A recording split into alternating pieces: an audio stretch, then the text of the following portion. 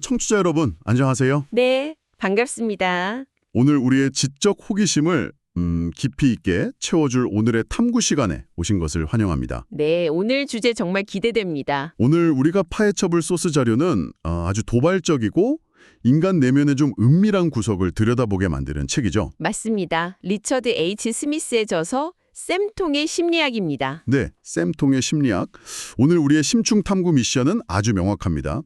완벽해 보이거나 평소에 약간 은근히 얄미웠던 타인의 불행을 목격할 때 네, 우리 마음속 깊은 곳에서 피어오르는 기쁨, 이 발칙하고도 좀 비밀스러운 감정의 실체를 해부하는 겁니다. 그 감정이 도대체 인간 본성과 진화의 역사에 대해서 어떤 뼈아픈 진실을 말해주고 있는지 저희가 끝까지 추적해볼 예정입니다. 네, 청취자님, 본격적인 논의에 들어가기 전에 우리 솔직하게 한 가지 상황을 머릿속에 그려보죠. 좋아요. 직장에서 항상 자신의 화려한 인맥이나 능력을 막 은근슬쩍 과시하면서 사람들을 피곤하게 만들던 동료가 있다고 가정해 볼게요. 아, 벌써 피곤하네요. 그렇죠.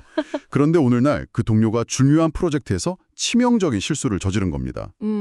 그래서 임원진 앞에서 공식적으로 아주 뼈아픈 질책을 받는 모습을 딱 목격했을 때 속으로 어떤 감정이 드셨나요? 아마 아니면 완벽하게 통제되고 흠잡을 데 없는 그런 라이프 스타일만 SNS에 전시하던 인플루언서가 사실은 좀 평범하고 심지어 약간 찌질한 거짓말을 해왔다는 게 폭로될 때 네, 대중의 엄청난 질타를 받을 때죠. 네, 그때 혹시 입가에 아주 미세하고도 통쾌한 미소가 번진 적 없으신가요? 아마 지금 이 질문을 들으시면서 속으로 뜨끔하신 분들이 꽤 많으실 겁니다. 네, 저도 약간 뜨끔했거든요. 우리는 다 사회화된 이성적인 어른이니까요.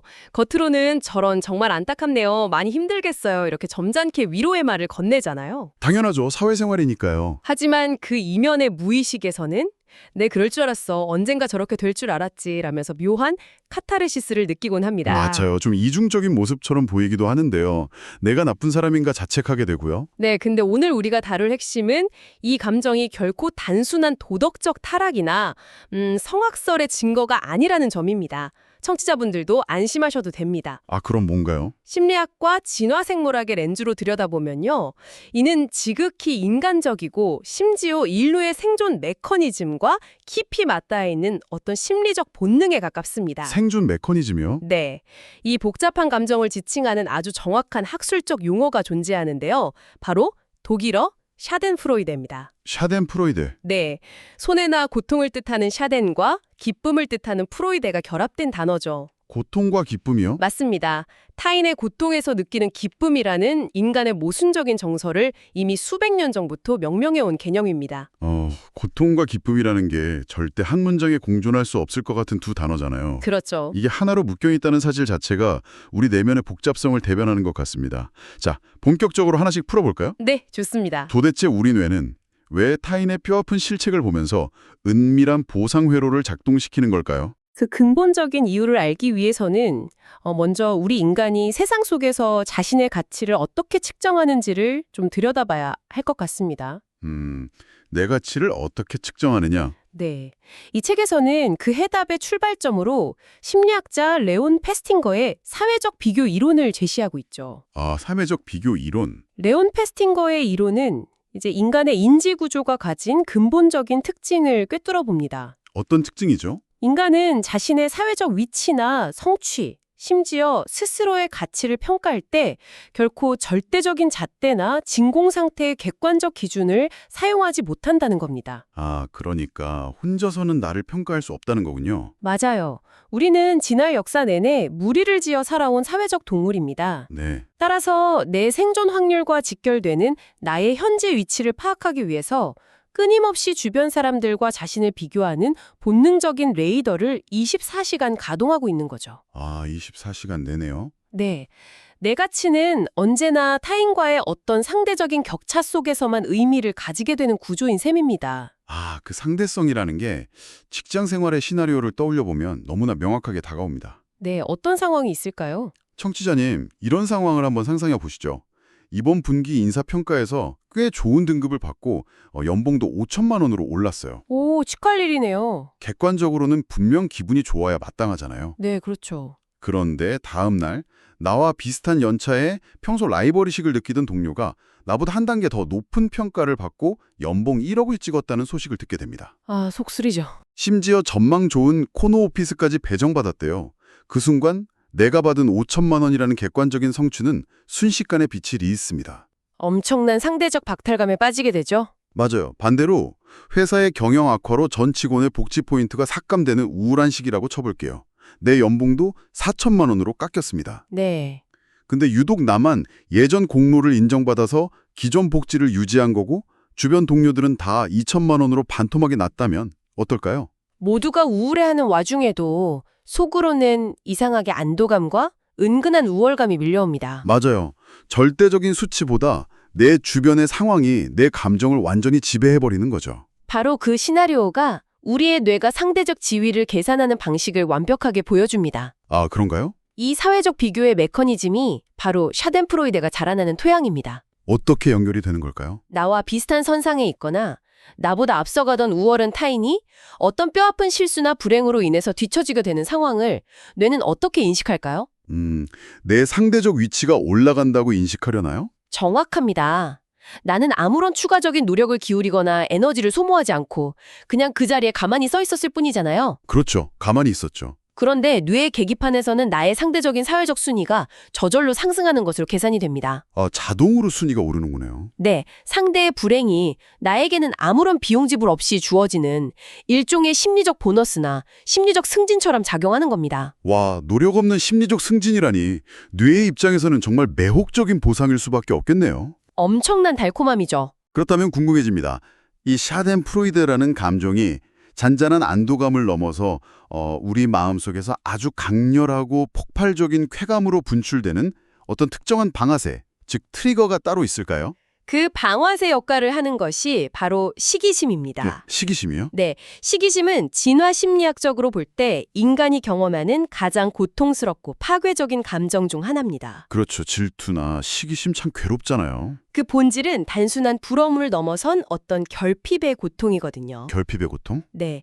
나에게 절실히 필요한 자원이나 지위를 저 사람은 가졌고 나는 가지지 못했다는 그 차가운 현실인식이 우리 자존감에 끊임없이 생채기를 냅니다. 아, 상대방의 빛나는 성취나 매력이 거울이 돼서 나의 초라한 결핍을 24시간 내내 비추는 셈이네요. 맞습니다. 다른 사람의 존재 자체가 나에게 지속적인 스트레스와 고통을 유발하는 상태인 거군요. 네.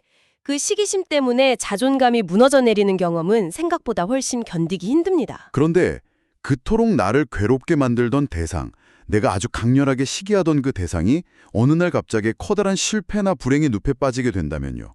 우리 뇌에서는 어떤 화학적 변화가 일어나는 걸까요? 여기서 정말 흥미로운 점은요. 네. 그 상대의 몰락을 목격하는 순간 샤덴프로이데가 시기심이라는 지독한 고통을 끊어내는 가장 강력한 천연 해독제로 작용한다는 사실입니다. 천연 해독제요? 아, 시기심의 원인이 사라지니까요. 정확합니다. 나를 괴롭히던 열등감의 근원, 즉 상대방의 우월한 강점 자체가 증말해버렸잖아요. 네네. 그래서 뇌는 지속적으로 분비되던 스트레스 호르몬인 코르티솔의 분비를 딱 멈추고 즉각적인 보상으로 도파민을 팍 분비합니다. 도파민이 나오는군요. 심리학에서는 이를 하향 비교의 극적인 효과로 설명하죠. 하향 비교요? 네, 벼랑 끝에 몰린 자존감을 구하기 위해서 우리 뇌가 쓰는 처절한 생존 전략이에요. 위를 올려다보면서 고통스러울 때 이제 내 밑으로 추락하거나 나보다 더 불행한 사람을 보면서 그래도 내가 저 사람보단 낫지라고 안도하는 현상입니다. 아, 뇌가 생존을 위해서 스트레스 요인을 제거하고 도파민이라는 보상을 주는 과정이었군요. 맞습니다. 그래, 겉보기엔 화려해 보였지만 저 사람 처지도 별거 없네. 지금 내 상황이 훨씬 안전하고 낫지. 라고 안도하는 거. 네. 결국 이게 벼랑 끝에 몰린 내 자존감이 심리적으로 완전히 붕괴되는 걸 막기 위한 뇌의 처절한 방어벽이라는 설명이 아주 설득력 있게 들립니다. 그렇죠. 자, 여기서부터 진짜 흥미진진해집니다. 네. 이게 아무리 진화론적 생존 전략이고 뇌의 어떤 자연스러운 반응이라고 해도요. 우리는 스스로를 도덕적이고 선량한 사람으로 인식하고 싶어하는 아주 강력한 욕구가 있잖아요. 당연하죠. 누구도 자기를 나쁜 사람이라고 생각하고 싶지 않으니까요. 네, 타인의 고통을 보고 즐거워한다는 사실을 내 이성이 그대로 받아들이기엔 내가 이렇게 악랄한가 하는 인지 부조화가 발생할 텐데요. 맞습니다. 우리 뇌는 이 죄책감을 도대체 어떻게 처리합니까? 매우 예리한 지적입니다. 뇌는 이 인지 부조화를 해결하기 위해서 아주 정교하고 기가 막힌 방어막을 구축합니다. 어떤 방어막이죠? 바로 정의 구현이라는 거창한 가면을 쓰는 겁니다. 정의 구현이요? 우리가 타인의 불행을 온전히 그리고 아무런 도덕적 죄책감 없이 통쾌하게 즐기기 위해서는 그 불행이 합당한 벌이어야만 합니다. 합당한 벌. 네. 즉, 몰락한 그 대상이 평소에 좀 오만하게 행동했거나 부정한 방법으로 특권을 누렸거나 윤리적인 결함을 가진 인물이어야 우리가 느끼는 이 발칙한 쾌감이 정의로운 분노나 사필기정으로 포장될 수 있는 것이죠. 그래서 대중매체나 뉴스에서 그런 사례가 등장할 때 사람들의 반응이 그토록 폭발적인 거군요. 그렇죠. 청취자 여러분, 우리 주변에서 흔히 볼 수 있는 이슈를 한번 떠올려 볼까요? 네. 평소에 막 텔레비전에 나와서 온갖 바른 말과 도덕적인 훈계를 늘어놓으면서 대중의 존경을 받고 막대한 부를 쌓았던 지식인이나 공인이 있다고 가정해보죠. 종종 있는 일이죠. 네. 그런데 어느 날 음주운전을 하고도 당당하던 그 연예인이 자숙기간에 또 사고를 쳐서 퇴출당했다거나 그 사람의 뒤에서 멀어진 엄청난 위선과 비리가 폭로됩니다. 네. 그때 사람들은 단순히 안타깝다 혹은 실망스럽다를 넘어섭니다. 소셜미디어나 온라인 커뮤니티는 그야말로 거대한 축제의 장이 되잖아요. 맞아요. 댓글에는 막 그렇게 잘난 척하더니 꼴 좋다, 뿌린 대로 거두는 거다. 정의는 살아있다면서 서로의 쾌감을 엄청나게 공유하고 증폭시킵니다. 바로 그 순간 대중이 집단적으로 공유하는 감정은 단순한 악애라기보다는요. 이 세상은 결국 공정하다. 악한 자는 반드시 몰락하고 인과응보는 존재한다는 서사가 눈앞에서 딱 완성되었을 때 느끼는 정서적 카타르시스입니다. 정서적 카타르시스. 네, 인간은 기본적으로 세상이 좀 예측 가능하고 도덕적 법칙에 따라 움직인다고 믿고 싶어하는 강렬한 심리적 동기를 가지고 있으니까요. 하지만 여기서 우리가 간과해서는 안 될 매우 위험한 함정이 도사리고 있습니다. 어떤 함정이죠? 우리가 정의라는 이름으로 카타르시스를 즐길 때 놓치고 있는 게 있다는 말씀이신가요? 네, 우리가 타인의 실패를 보며 느끼는 샤덴프로이데의 기쁨을 완벽하게 정당화하기 위해서요. 네. 무의식적으로 그 대상을 실제보다 훨씬 더 악마화하는 인지적 왜곡을 저지른다는 점입니다. 악마화요? 네, 상대방의 사소한 단점이나 과거의 맥락 없는 실수들까지 모조리 끌어모아서 침소봉대하면서요. 저 사람은 원래부터 구제불능의 악당이었고 따라서 지금 겪는 이 끔찍한 고통은 100% 마땅히 받아야 할 벌이다 라고 스토리를 조작합니다. 내 즐거움, 내 안에서 솟아나는 이 잔인하고 원초적인 즐거움을 도덕적인 것으로 둔갑시키려고요. 타인의 삶과 인격을 아주 납작하게 압작시켜버리는 일종의 인지적 폭력을 가하는 셈입니다. 와, 내 안의 샤덴프로이드를 편안하게 즐기기 위해서 타인을 정의의 재단에 딱 올려놓고 기꺼이 악마로 만들어버린다는 통찰이 정말 서늘하게 다가옵니다. 뼈아픈 진실이죠. 청취자님, 우리가 일상적으로 뉴스를 소비하거나 누군가를 향해 아주 엄격한 도덕적 잣대를 들이밀 때요. 네. 그것이 정말로 순수한 정의감에서 비롯된 것인지 아니면 내 안의 은밀한 쾌감을 정당화하기 위한 어떤 무의식적인 서사 조작은 아니었는지 한 번쯤 깊이 돌아보게 됩니다. 정말 중요한 포인트입니다. 자, 이제 이 쌤통의 심리를 개인의 뇌 속에서 떠내어서 더 거대한 사회적 광장으로 확장해 보겠습니다. 네, 개인에서 집단으로 넘어가는군요. 이 현상이 개인 대 개인이 아니라 우리와 그들이라는 집단 간의 경쟁 구도로 넘어가면 상황은 훨씬 더 스펙타클하게 전개되죠. 그렇습니다. 진화의 역사에서 생존을 좌우했던 가장 중요한 요소 중 하나가 바로 집단이었습니다. 제한된 자원을 두고 다른 부족과 목숨을 건 경쟁을 해야 했던 고대 인류에게요. 세상을 우리 편과 적으로 나누는 것은 아주 필수적인 생존 본능이었어요. 그렇죠. 뭉쳐야 사니까요. 네. 현대의 사회로 넘어오면서 이 원시적인 본능과 집단적 샤덴프로이데가 가장 명확하게 분출되는 두 가지 거대한 무대가 생겨났습니다. 그게 어딜까요? 바로 스포츠와 정치입니다. 스포츠 경기장은 그야말로 이 본능이 날뛰는 해방구죠. 맞습니다. 청취자님, 내가 엄청나게 열정적으로 지지하는 프로스포츠 팀이 라이벌 팀과 결승전에서 만났다고 상상해보세요. 네. 우리 팀이 완벽한 전술로 승리하는 것도 짜릿하지만 네, 하지만 승패가 엇갈리는 그 결정적인 순간에 철천지 원수 같은 라이벌 팀의 에이스 선수가 진짜 어이없는 치명적 실책으로 스스로 무너지는 모습을 볼 때. 아, 그 카타르시스는 차원이 다르죠. 그렇죠. 상대 팀 팬들이 머리를 감싸주고 절망할 때 우리 팀 팬들은 서로 얼싸안고 환호성을 지르잖아요. 네, 상대의 고통이 우리 집단의 가장 순도 높은 도파민이 되는 교과서적인 훌리건들의 모습이죠. 스포츠에서는 그것이 유희의 형태로 허용이 되지만요. 네, 현실의 삶과 밀접하게 맞닿아 있는 정치의 영역에서도 이와 똑같은 심리적 메커니즘이 작동한다는 게 정말 중요한 것 같아요. 맞습니다. 정치적 진영 논리가 강고해질수록 사람들은 상대 진영을 협상의 대상이 아니라 완벽하게 굴복시켜야 할 타부적으로 인식하게 됩니다. 정치 뉴스나 유튜브 채널의 생태계를 보면 그 현실이 아주 적나라하게 드러나죠. 그렇죠. 여기서 저희는 어떤 정치적 입장이나 정당의 옳고 그름을 따지려는 게 절대 아니고요. 철저히 객관적인 관찰자의 시선에서 대중심리의 작동 방식만을 들여다보겠습니다. 네, 좋습니다. 예를 들어서 내가 강하게 지지하는 정당 진영이 있고 평소에 강하게 비판해왔던 반대파 진영의 유력 정치인이 있다고 해보죠. 네. 그 정치인이 어느 날 도덕적으로 변명할 여지가 없는 아주 심각한 구설이나 스캔들에 휘말려서 정치적 생명이 끝날 위기에 처합니다. 네, 뉴스가 도배되겠죠. 이때 나와 정치적 성향을 공유하는 수많은 커뮤니티나 정치 유튜브 채널들은요. 그 스캔들에 얽힌 정책의 득실이나 어떤 국가적 차원의 파장을 이성적으로 분석하기 전에요. 일단 통쾌함과 환희의 파도에 올라타죠. 네, 앞다투어 이를 보도하면서 상대방의 몰락을 조롱하고 막 밈으로 소비합니다. 이러한 대중의 반응을 단순히 이성적이지 못하다 이렇게 비판하고 넘길 일이 아닙니다. 그럼 어떻게 봐야 할까요? 집단 심리학적 관점에서 볼 때요. 적대적인 외부 집단의 치명적인 실패와 혼란은 곧 우리 집단의 정치적, 도덕적 우월성을 증명해주는 아주 확실하고 비용이 적게 드는 전리품입니다. 전리품이요? 네.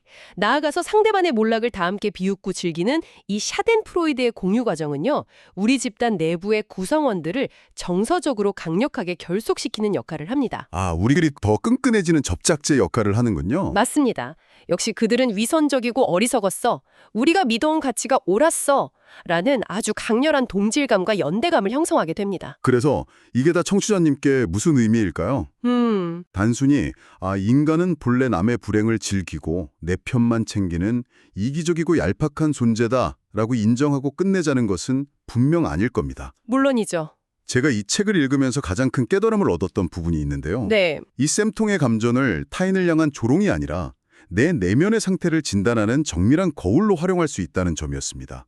자존감의 거울이요? 네, 타인의 불행이나 실패 앞에서 내가 얼마나 크게, 얼마나 자주 안도하고 기뻐하느냐가 결국 내 자존감의 건강 상태를 보여주는 어떤 온도계라는 거죠. 심리학이 제공하는 가장 실용적인 통찰이 바로 그 지점입니다. 연구 결과에 따르면요. 네, 타인이 겪는 작은 불행에도 예민하게 반응하면서 그 속에서 유독 습관적으로 기쁨을 찾으려 하는 사람일수록 네. 역설적으로 내면의 자존감이 아주 심각하게 고갈되어 있고 불안정한 상태일 확률이 높습니다. 자존감이 낮을수록 쌤통을 즐긴다. 네, 스스로의 내면에서 자신의 가치와 존재 의의를 확인하지 못하니까요. 끊임없이 외부로 눈을 돌려서 타인이 무너지는 상황에 기생해서라도 간신히 자신의 상대적 우위를 확인하려 드는 아주 슬픈 방어 기제인 것입니다. 그렇다면 반대로 건강하고 단단한 자존감의 뿌리를 가진 사람들은 타인의 상태에 내 가치가 널뛰지 않아 담담하다는 거군요. 정확합니다. 단단한 자존감을 가진 이들은 타인의 빛나는 성공을 보더라도 그것을 내 존재 가치에 대한 어떤 위협으로 치환하지 않아요. 네. 마찬가지로 타인이 처참하게 실패하고 무너지는 상황 앞에서도 굳이 통쾌함을 짜내어서 내 우월감을 채울 필요성을 느끼지 못하죠.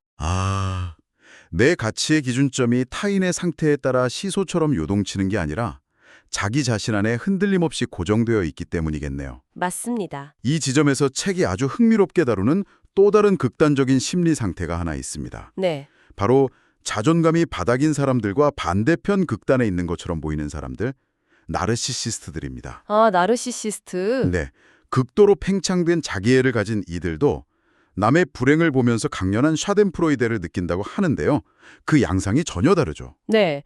나르시시스트가 느끼는 타인의 불행은 우리가 방금 얘기한 일반적인 열등감의 해소와는 그 결이 완전히 다릅니다. 어떻게 다른가요? 이들은 기본적으로 타인과 자신을 동등한 비교 대상으로 아예 상정하지조차 않습니다. 아예 비교조차 안 한다고요? 네, 나르시시스트의 머릿속 세계관에서 완벽하고 빛나는 유일무이한 주인공은 오직 자기 자신뿐이거든요. 네네. 주변의 모든 타인은 자신의 우월함을 돋보이게 만들어줄 무대 위의 조명이거나 분위기를 띄우는 들러리에 불과합니다. 주변 사람들이 독립된 인격체가 아니라 내 우월함을 돋보이게 할 들러리나 소품 같은 존재로 인식된다는 거군요. 바로 그겁니다. 따라서 자신과 비슷한 위치에 있다고 여겨지던 동료가 크게 실패했을 때 네. 나르시시스트는 다양히 내가 저 사람보단 얕구나 하는 안도감을 느끼는 게 아닙니다.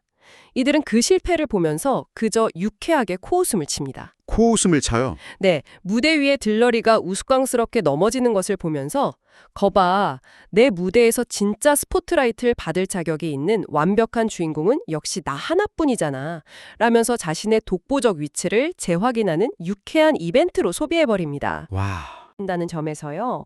이들의 샤덴프로이데는 공감 능력이 완벽하게 결여된 아주 차갑고 오만한 형태라고 볼 수 있습니다. 이야기를 깊이 파고들다 보니까 남의 고통을 보며 잠시나마 통쾌했던 내 모습의 기저에 무엇이 깔려 있는지 스스로를 날카롭게 진단해 보게 됩니다. 그렇죠.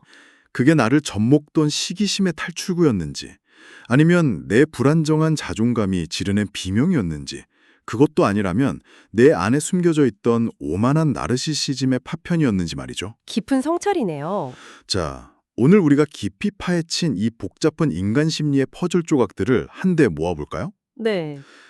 청취자 여러분, 오늘부터는 뉴스나 일상 속에서 누군가의 실패를 목격하고 찰나의 안도감이나 기쁨을 느꼈다고 해서 화들짝 놀라며 스스로를 내가 사이코패스인가 하고 과도하게 자책하실 필요는 없습니다. 네, 그럴 필요 없습니다. 그것은 단지 치열한 경쟁 사회에서 살아남기 위해 내 상대적 지위를 파악하고 생존의 안도감을 얻기 위해 진화한 뇌의 자연스러운 신호일 뿐이니까요. 네, 이걸 더 큰 틀에서 연결해 보자면요. 우리가 궁극적으로 지향해야 할 태도가 명확해집니다. 어떤 태도일까요? 본능이 보내는 신호 자체를 억압하거나 부정할 필요는 없습니다. 하지만 그 본능을 인식한 그 다음의 행동은 온전히 이성을 가진 우리의 선택이어야 합니다. 이성적인 선택. 내 안에서 스멀스멀 쌤통의 달콤한 쾌감이 피어오를 때 그 감정에 무비판적으로 매몰되어 버린다면요. 우리는 진화의 굴레에 갇힌 기계나 다를 바 없어집니다. 네. 인간이 가진 수많은 본능 중에서도 우리를 진정으로 고귀하게 만드는 것은 바로 타인의 고통을 상상하고 연대할 수 있는 공감의 능력입니다. 뇌의 반사적인 쾌감에 굴복해서 공감이라는 인간다움의 정수를 잃어버리는 것, 그것이야말로 진짜 비극이겠네요. 맞습니다. 그래서 저자는 우리에게 내면의 관찰자가 되라고 권합니다. 내 안에서 누군가를 향한 쌤통의 감정이 솟구칠 때 다급히 도덕적인 변명으로 덮으려 하지 말고요. 네. 조용히 그 감정을 해부해보는 겁니다. 내가 지금 이 상황을 즐기는 이유가 뭘까? 내 현재의 자존감이 그만큼 바닥을 치고 있어서 이런 값싼 우월감이 필요한 걸까? 하고 스스로를 관찰하라는 거죠. 스스로를 관찰하라. 네. 그리고 무엇보다 가장 중요한 판단의 순간이 있습니다. 상대방이 겪는 고통이 단순한 가십거리를 넘어서서 한 사람의 인생이나 인격이 산산조각 나는 진짜 비극일 때입니다. 진짜 비극일 때. 그때만큼은 우리 유전자에 각인된 그 발칙한 기쁨의 스위치를 단호하게 꺼버려야 합니다. 그리고 타인의 고통을 도구 삼지 않고 인간 대 인간으로서 기꺼이 연민과 위로의 손을 내밀 수 있는 의지적 용기가 우리에게는 절실히 필요합니다. 나의 원초적 본능과 결핍을 솔직하게 이해하는 과정이 역설적으로 타인을 진심으로 이해하고 보듬을 수 있는 출발점이 된다는 말씀이 정말 깊은 여운을 남깁니다. 네. 오늘 심리학, 진화생물학, 그리고 사회현상까지 넘나들면서 인간 본성의 민낯을 마주한 정말 밀도 높은 시간이었습니다. 청취자님, 오늘의 지적 탐구를 마무리하면서 혼자 곰곰이 생각해 볼 만한 논의를 한 단계 확장하는 새로운 질문을 하나 던져드리고 싶습니다. 네. 청취자님, 한번 이런 상상을 해보죠. 만약 우리가 다른 사람을 이겨야만 살아남는 이 피로한 사회가 아니라 완벽하게 협력만이 가치를 인정받는 철저한 유토피아에 살게 된다면 어떨까요? 유토피아요? 네. 그 완벽한 협력의 세상에서도 타인의 실수를 보며 미소 짓는 이 샤덴프로이드의 본능은 우리 DNA에 영원한 꼬리표처럼 남아있을까요? 아니면 서서히 사라지게 될까요? 정말 깊게 생각해 볼 만한 질문이네요. 네. 오늘 밤 SNS 피드를 넘기시면서 내 마음속 깊은 곳의 반응을 한번 조용히 관찰해 보시는 건 어떨까요? 네, 좋은 생각입니다. 우리는 타인의 불행이 주는 짧은 쾌감에 기대지 않아도 충분히 고유한 사람들입니다. 남의 뼈아픈 실책을 씹어 먹으며 얻는 값싼 우월감보다는 행복을 축하하며 얻는 깊은 자존감을 응원하겠습니다. 네, 저도 깊이 응원합니다. 오늘 우리의 치열했던 이번 탐구 시간은 여기까지입니다. 긴 시간 함께해 주신 청취자 여러분 진심으로 감사합니다. 다음에도 우리의 뇌를 짜릿하게 깨워줄 놀라운 지식의 소스들을 안고 다시 찾아오겠습니다. 평온한 하루 보내세요.